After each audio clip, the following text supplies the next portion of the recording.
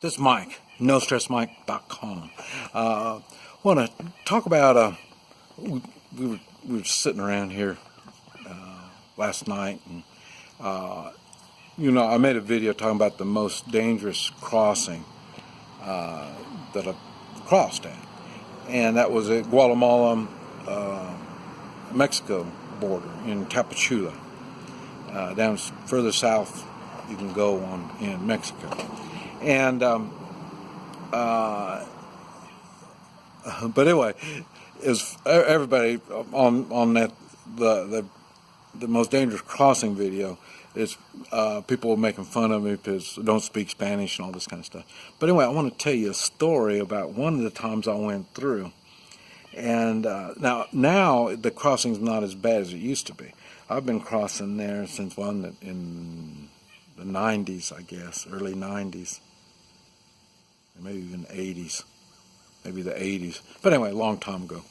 And I was explaining if in the old days, just going down that road, there's a bridge right there, and you cross the bridge, and you have to stay on that road with that bridge. It's a little small town, very small. And, a lot of places, you go a block or two away from the main drag, you're in danger. Okay, this is the same thing, except for they didn't have 2 blocks. It's maybe 1 block over. And in some cases, it wasn't even a block. So in other words, it'd be an alleyway or something like that. And it was very dangerous, and very difficult to cross. And this is what I want to talk about. And this was probably in the early 2000, maybe 2001, maybe 2002, something like that. And that's when this took place. And at this time, I was a travel companion, and we took down a big truck, like a U-Haul type of big old box truck, a big one. And but before we left, we loaded it up. Matter of fact, it'd been 2002 or 2002, 2003, because that's when I was moving down there. And I took some health equipment, and I took a little bit of personal stuff. I didn't take much personal stuff. I was wanting to start a business, so I took some stuff down to start a business. And so I'm going to cover kind of a little bit of lots of stuff on this. So I had picked up the truck in Colorado, and then we loaded it in, let's see, I don't even know where it was, but I think by the Kansas-Oklahoma border is where I was living at the time.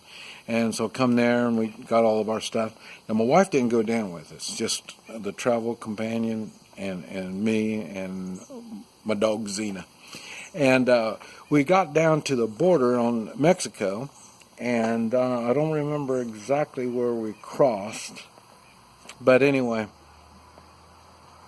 we had to wait. I guess I'd been down by Brownsville. That's where we were, down by Brownsville.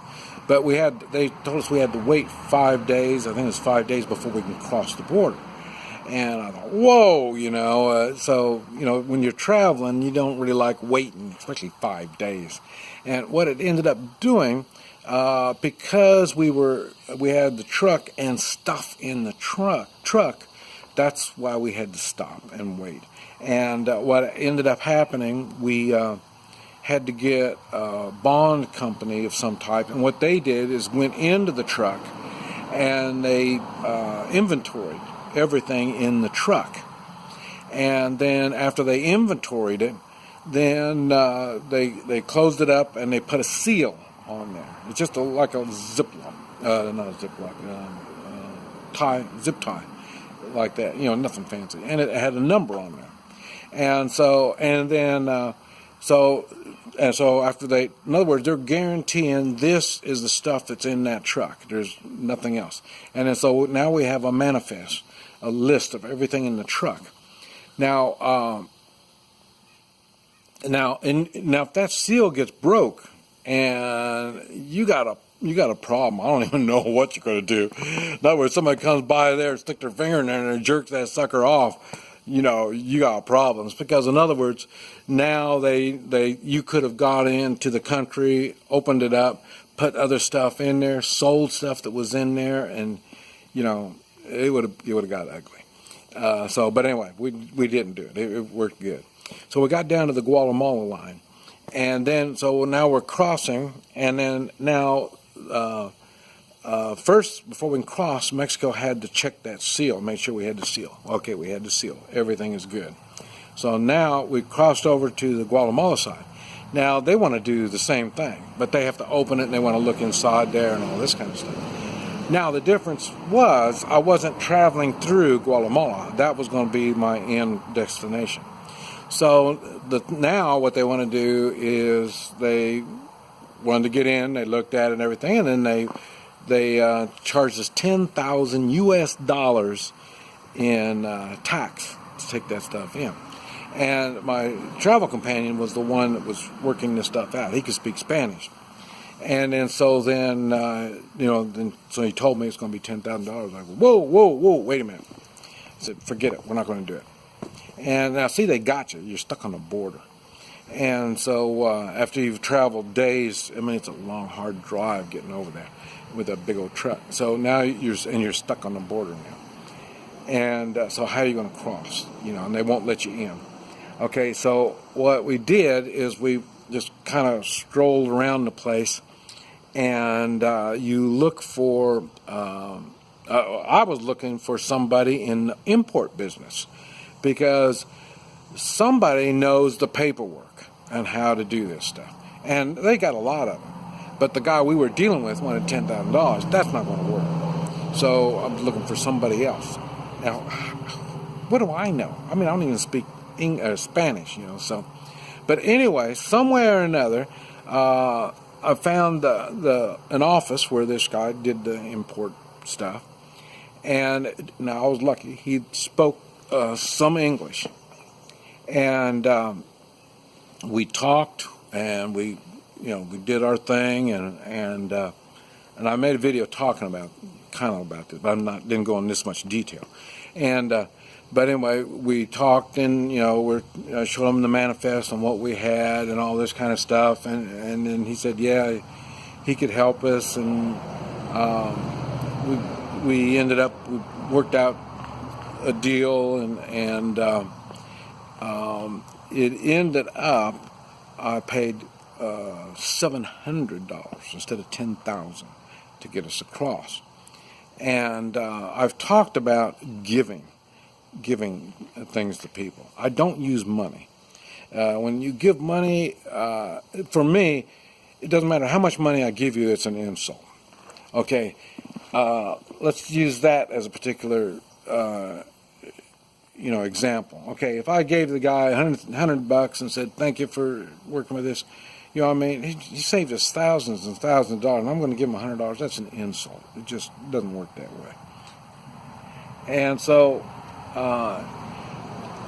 that's why I give things, and I don't give money. Now, what I ended up giving him, and I talked about this in the prior video, I gave him a gold coin, a small 1/10 ounce gold coin. Now, at the time, it cost $40. Now they run about $150, $160. But if we're not talking about the dollars, we're right back to the same thing. I gave him something. This was after we already did the deal. So I gave this to him. And in the Chinese culture, your first son is very important to the family. And this guy just had his son, still a baby. And so I gave him the gold coin. I told him that's for his son. And so, now the thing is, we already made the deal. Everything is all done deal. I gave him the gold for no apparent reason. It wasn't a bribe. It was just a gift. Now, being nice for no reason, he said, come with me. And we went out, and that's Main Street, where the bridge and everything goes across. That's the only place that you're pretty much safe, is staying on that street. And at that time, they didn't have ATM machines, so you couldn't get money. You had to bring U.S. dollars, and you had to exchange them there at the border. And they have people walking up and down there that's got big old bunches of money, and they will exchange your money for you. And so he introduced me to this man that exchanges money. It was his father. His father exchanged money. Okay, so now I got somebody that will honestly exchange the money to me. He didn't speak Spanish. That's all. That was that wasn't a good deal for me. But anyway, whenever I came to the border, but I crossed the border like every month, every other month, the whole time I lived down there, because I go shopping in Mexico.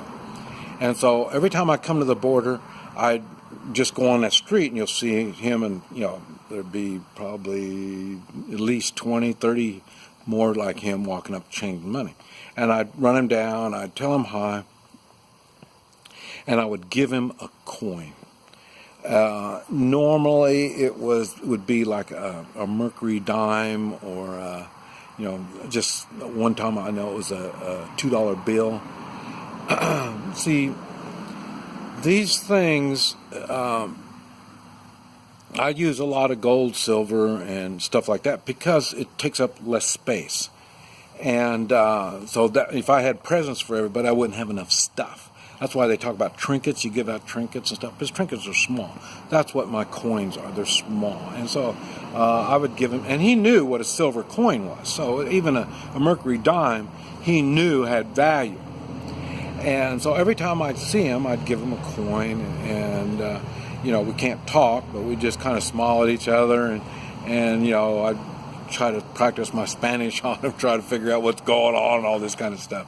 So, but anyway, and he, in other words, would watch over me, because it's not even that crossing, when you cross from the Mexican side over the Guatemala side, and then you get through all the immigration stuff, and then it's a clear road, and you head out of town.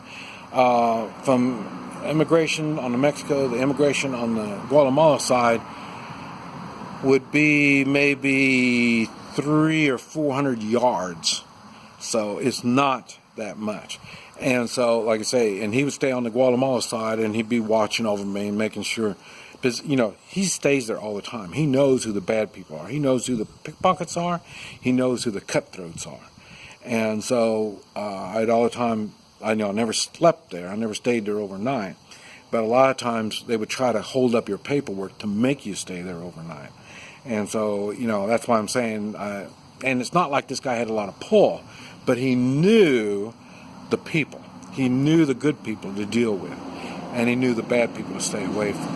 So, in other words, when you are giving, don't expect, it's not like you're paying for anything. You're not. You're giving because you're sincere about giving. And that's what the whole story is about, that whole story about how we got through that. And like I say, I met another guy there that, that's another story. We'll keep that for another time. This is Mike, NoStressMike.com.